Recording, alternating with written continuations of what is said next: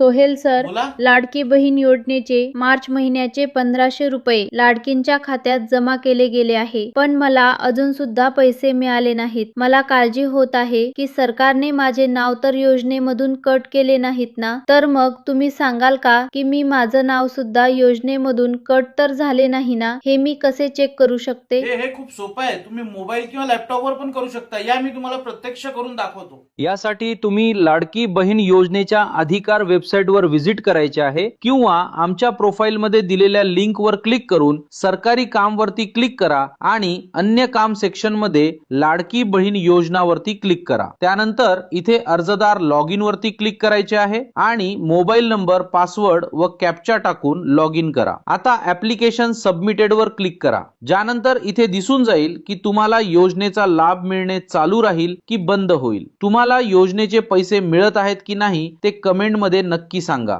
आणि हा व्हिडिओ सर्व लाडक्या बहिणींसोबत नक्की शेअर करा.